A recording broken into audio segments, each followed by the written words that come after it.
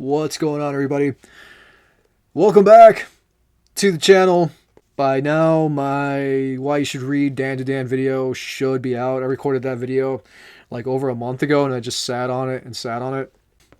I want to do a Let's Talk About, and this is something that was mentioned to me in my last haul video, and this was mentioned by one of my subs. And I'm not going to say who it was because I don't want to dox that person, and I also don't know if that person wants to be shouted out or not, but you know who you are. And the manga that we are going to talk about here today is one that really did blow me the hell away. I didn't expect it to turn into what it turns into. I'm not going to spoil everything that happens. That's not what I do with my Let's Talk Abouts.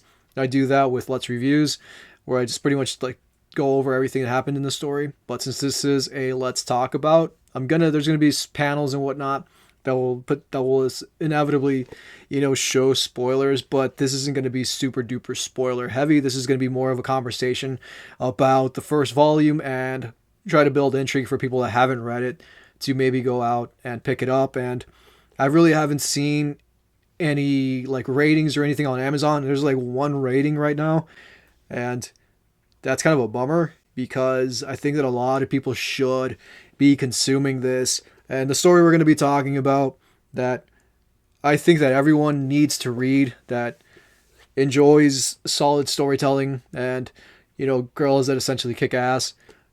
I think this is definitely worth the time and effort. This is Soloist in a Cage. Soloist in a Cage by Shiro Moriya right off the bat is bleak.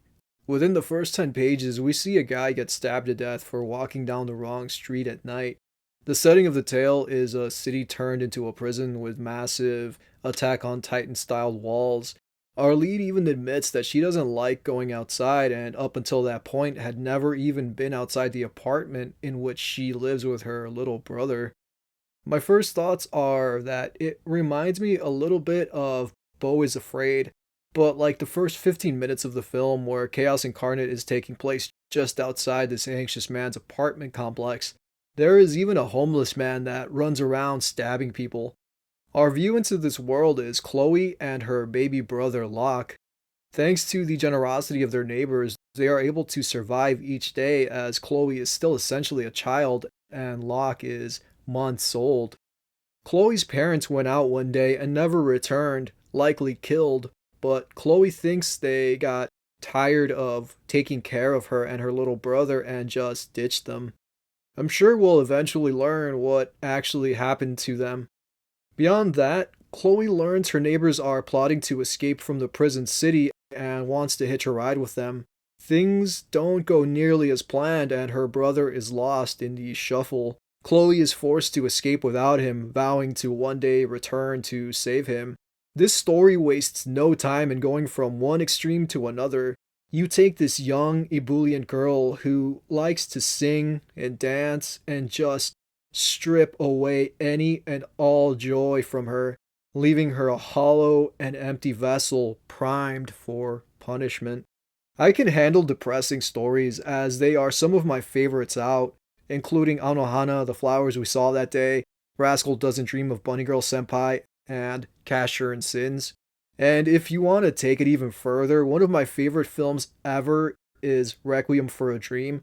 I've watched it twice, showed it to my mom once, showed it to a friend of mine once as well, and his words at the end of it were verbatim, "That's it? That's one of the worst movies I've ever seen." It could be the masochist in me, but I find something special about these sorts of tales. Not everyone is happy-go-lucky. Some of us are tired and sad and want to know we're not the only ones. You see a story with a character thrown into the bowels of hell and forced to survive, and it makes you think, if they can survive that, why can't I? Why can't I overcome as well?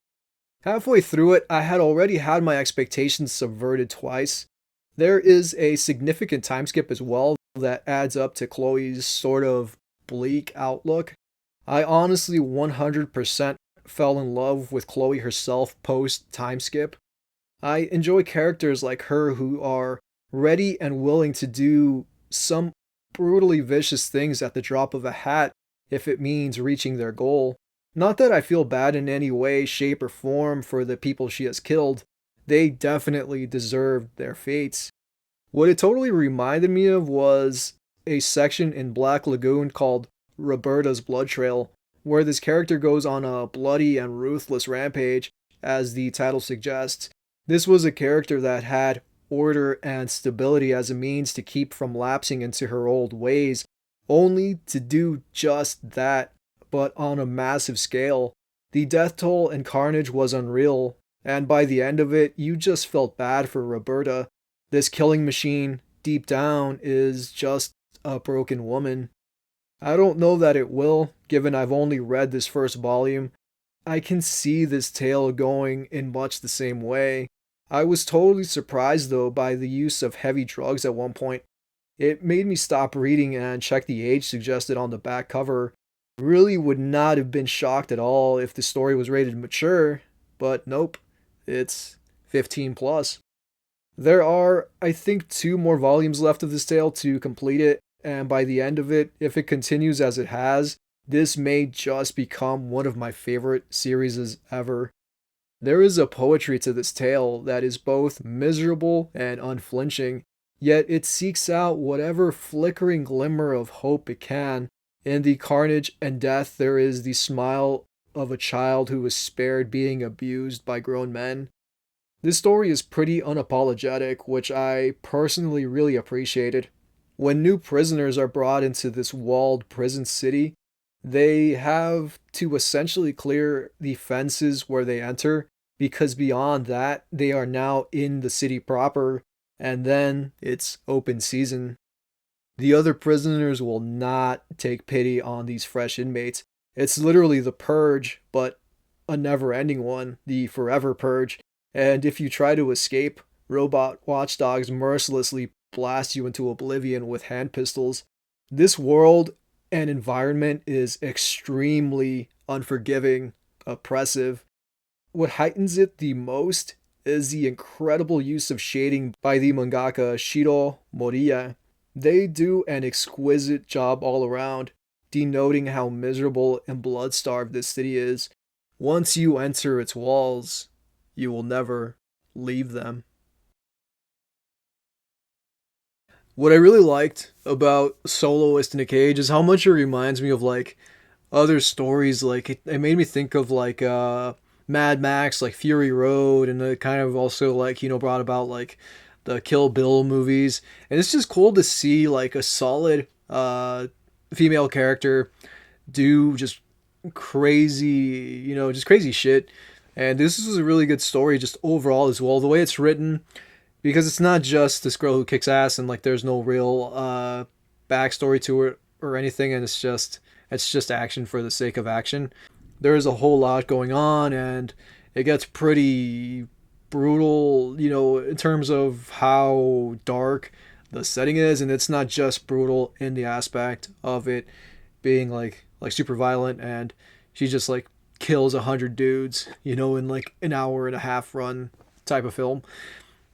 Like what I like these I enjoy these sorts of stories with the fact that there is a lot of violence, and even though the violence in certain areas may be considered gratuitous, it serves a purpose, and it comes from a place of being essentially broken, and the violence comes from someone who is broken inside and is trying to find something that will fill a hole, within themselves, that will fill a void.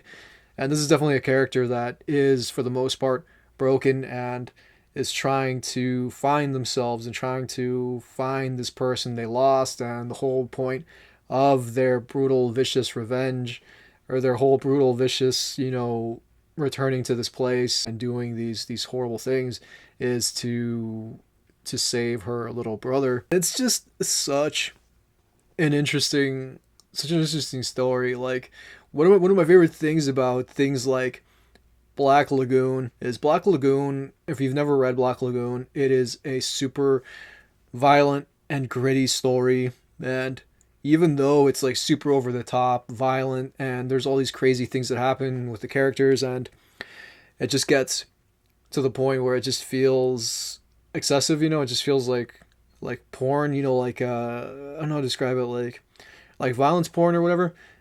But it also has these moments that are like really introspective and really deep, and show this core humanity within these characters that in one area they'll be like shooting up this bar or whatever, and then at another point in time they'll be going like deep sea diving for treasure from like a World War II vessel, and one of the characters will suddenly be met with a sort of resistance that makes her like that pisses her off because it makes her see herself.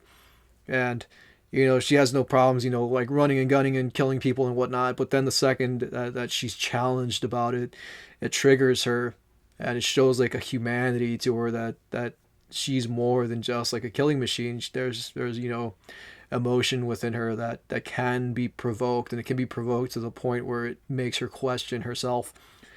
And there's another character too within Black Lagoon that has something like that, where she tries to devote herself to an ideal, to a person, to something that makes her life worth living. Otherwise, she's just a mad dog that is essentially, yeah, like a killing machine and has no real purpose other than to take life. But when she finds a purpose, she's able to find something to live for, something to strive towards, a goal. And I think that that's beautiful storytelling, where it's like where you can merge just brutal, vicious violence with, you know, with a purpose. And it's not just gratuitous for the hell of it being gratuitous. This is the reason that you're doing it. But then, there's a cost for the violence. There comes a human toll. There comes a toll to the person who is committing the violence, as is the case with Black Lagoon, where at the end of it, at the end of this one person's, just bloody rampage, there's the toll that's paid for the things that she does. And I'm kind of wondering if that's not going to be the same case with Soloist in a Cage. And that's just, like speculation. I'm not spoiling anything because I don't know what comes next. I don't know where it's going. I don't know what comes next. So this is just speculation, but I think that that's a real possibility that there could be like a serious toll that this story ends up, ends up being like the catharsis or whatever, the ending of the story, the epilogue, where it ends up, that there is a price paid for this just sea of brutal, vicious violence. And from what I've seen, the way that it's drawn so darkly, that there is a real possibility that it could be like a bittersweet kind of an ending. And that wouldn't surprise me at all. And I think that that would definitely push it up there for me as one of my favorite stories ever.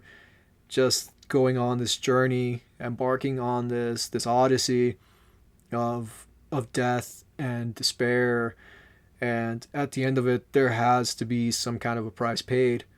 Either the character dies, or they lose a part of themselves, or they physically lose a part of themselves, but at the end of it they find that serenity and they're able to put it to bed, and they're able to if they survive to see the beauty in the life that they have ahead of them after all the things they've seen and all the things they've done. And I hope that Soloist in a Cage can continue to blow me away in the manner that it has, because it is such a wonderful story that I think a lot of people should read.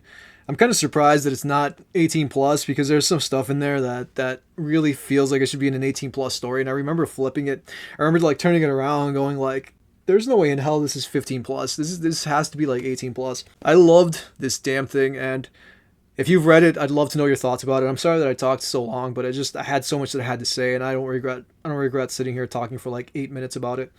So, yeah.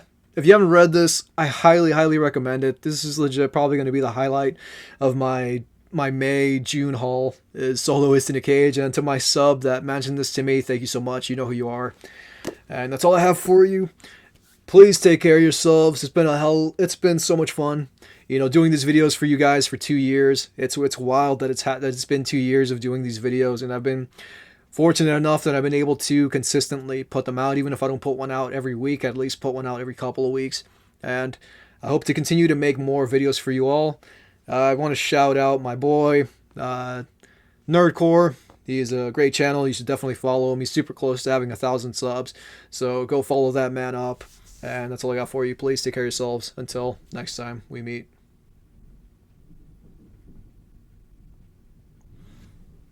I hope that thunder made it in at the end there, because that would be cool. So yeah, until next time we meet.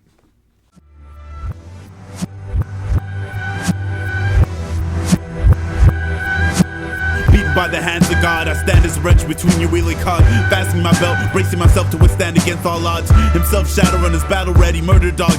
Rip the skin off your horses, triumph to smash the sorceress. Lethal forces, the failure of your ambitions is more painful than divorces. Smash its own piece on the doorway, when the door hits, that's it. Call it quits, zipped up in plastic, cremated, melted like elastic. Dreams don't mean shit, in this life they don't exist.